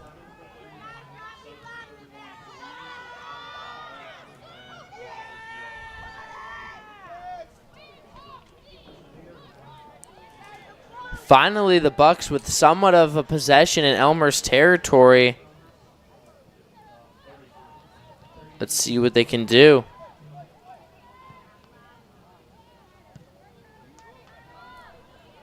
Ball bouncing at the goal line. Fitzharris finally seeing some action. Let's see if Elmhurst can uphold their 4-game win streak and continue their streak of winning and not letting up any goals. So far, all 7 wins, they have not let up a goal.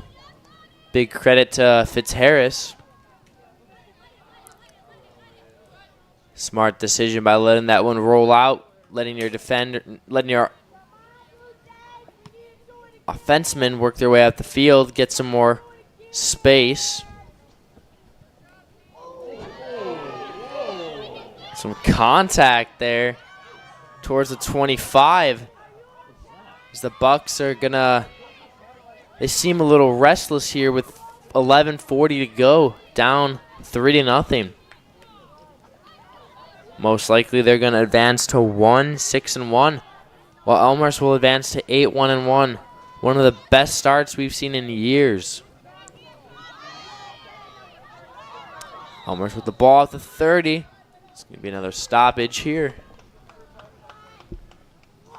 11:16 to go.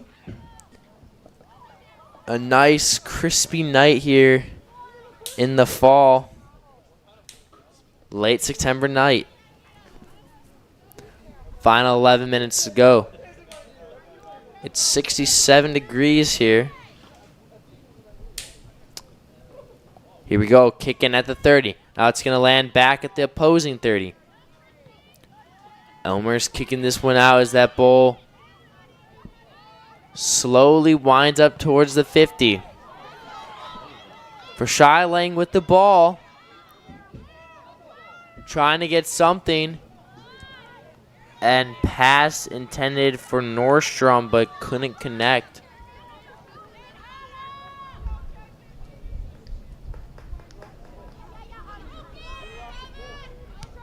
Another throw-in. Hit off of 8 and now back. Playing pretty slow here, but let's see what they wind up doing. That one once again is going to trickle out of bounds. So the final 10 minutes to go here. Elmhurst with the 3-0 lead. All Elmhurst, all game long.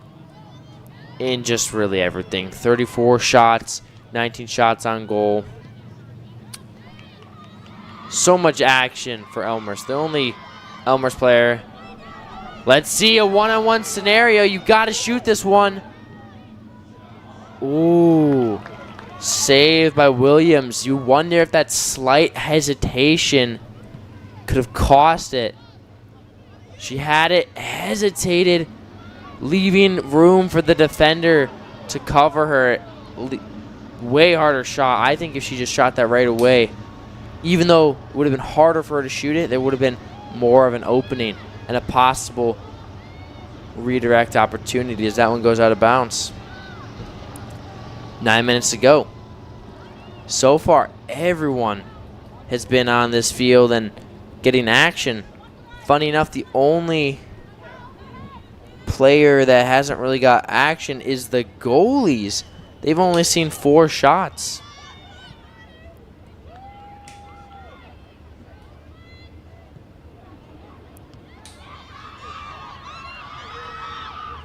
Let's see what they do. Oh, she stumbles. Gets a shot on goal. Once again, another save by Williams. Williams has came in to this game and played pretty solid. The goals that were led up against her, I mean, really, she could not have done anything about that crossbar call. But, yeah. 8:13 to go here as Elmhurst has the 3-0 lead. Once again, another throw-in opportunity here for the Blue Jays.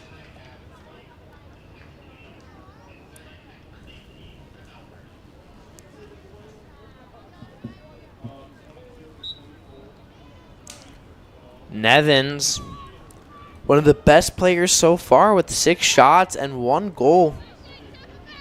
Not currently on the field now, but she's had a huge impact on the game.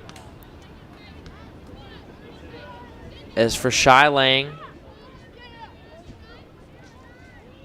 throws that wall in bounce, still in bounce, and takes a nice bounce. But the Buccaneers are going to end up with this. Not too smart of a pass there for the Buccaneers. Here we go. Once again, she has another throw in there.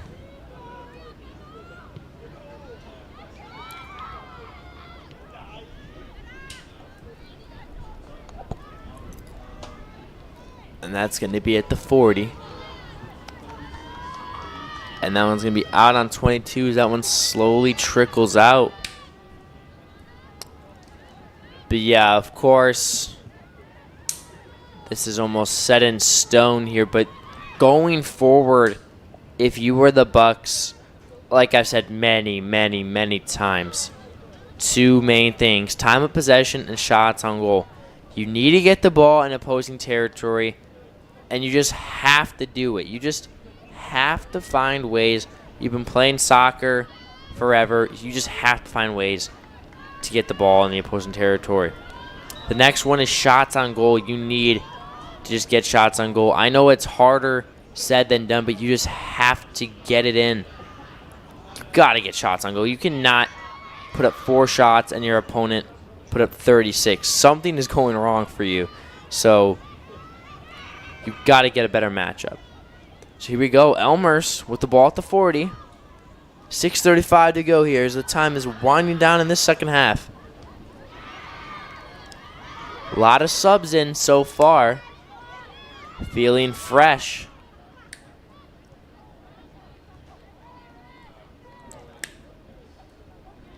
It's going to be another throw-in. The ball's at the 45. Now it's at midfield. Bouncing around. It's going to be lofted at the 40. Now it's back at midfield. The box. That one's going to go out of bounds once again at around midfield.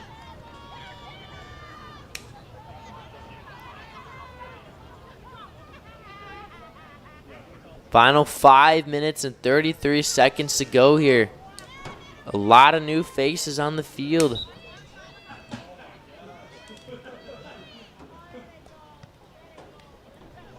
Elmhurst trying to keep it in.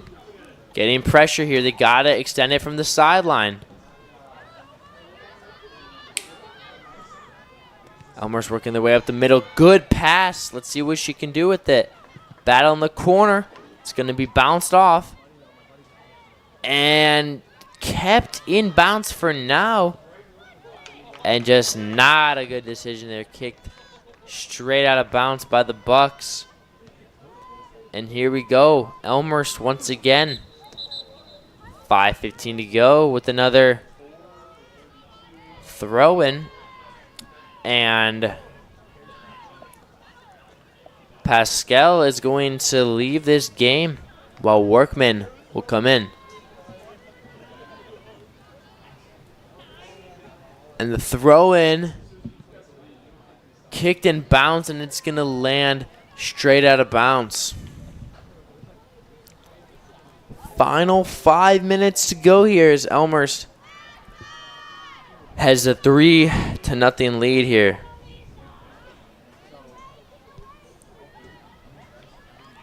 Elmhurst's next game will be against Wheaton College on Saturday, so a decent amount of rest, around 5 days, as Wheaton should be a pretty good matchup. This is one of the earliest times Elmhurst will potentially get the double digits wins in this season.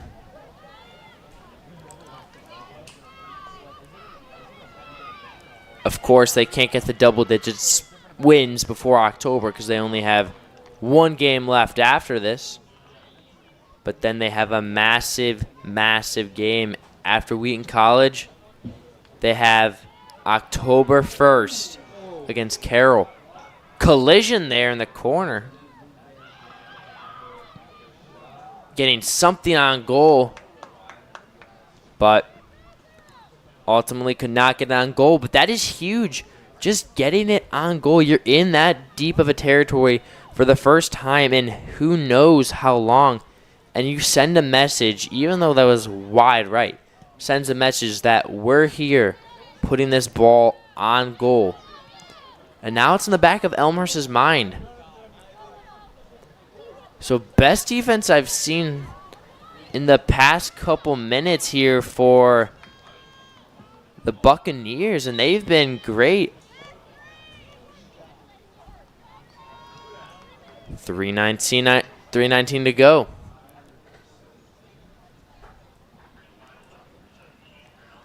So 3:19. And they're just waiting to throw this one in.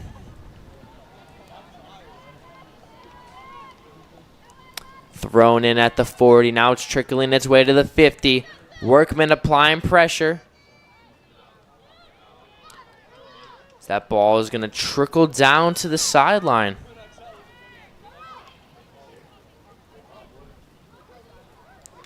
Here we go. Buccaneers trying to get something to happen. Let's see what they do, applying some pressure. And that one is going to be scooted out of bounds in the air for a while and just lands out. So 2:40 to go. Moving forward, this Bucs defense, I mean, they have to flip the script. I mean, it's almost a little embarrassing. 6 shots in this whole game, while Elmhurst has 36 shots on goal. So Elmhurst has been playing an almost perfect, and I mean perfect game. 3 goals, which is a solid amount here tonight. Like I said, Elmhurst playing a perfect game. The only thing I think they could work on is a few more goals here, looking at this 36-shot ratio. So Elmhurst with 36 shots on the night, and the Buccaneers have 55 shots in this whole season. So that is an outstanding stat line. Good pass there as Workman couldn't get it, and it goes towards midfield. So we approach the 100-second mark of this game. Ball lands at the 30. Elmhurst passing this one back to Ross, the third goalie in this game. So Ross getting some action here. A lot of people getting in, which is good to see for Elmhurst.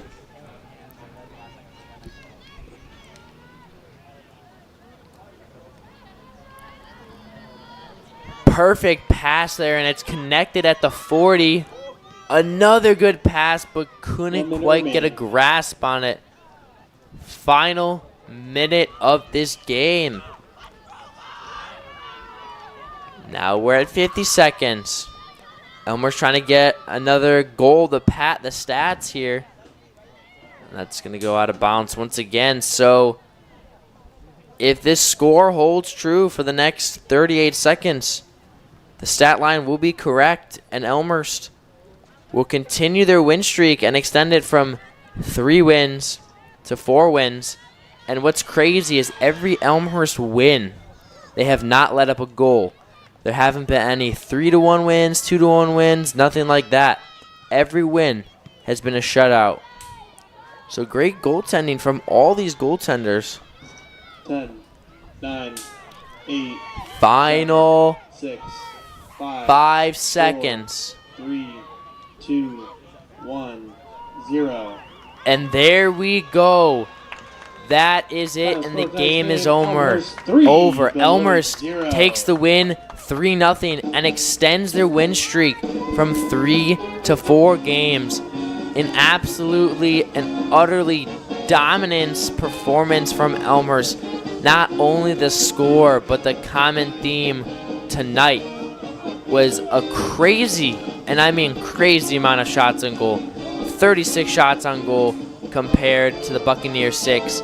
And the time of possession was almost crazy. 85% of the time they had the ball in their opposing team's zone. So just applying constant, and I mean constant pressure. So that's something great Elmhurst can do to build upon that as they advance to 8-1-1. One of the best starts they've had in recent years. And dominating this good, you can get some of your subs in late in the game, getting more experience. So honestly, this game was almost a perfect game for Elmhurst. So almost everything went right, and let's see if they can continue their success this Saturday at 4:30 against Wheaton. So great game as Elmhurst takes a 3-0 win. I'm John Lissy, and we'll see you next time at Langhorse Field. The Blue Jays return to Langhorse Field next Wednesday, October 1st.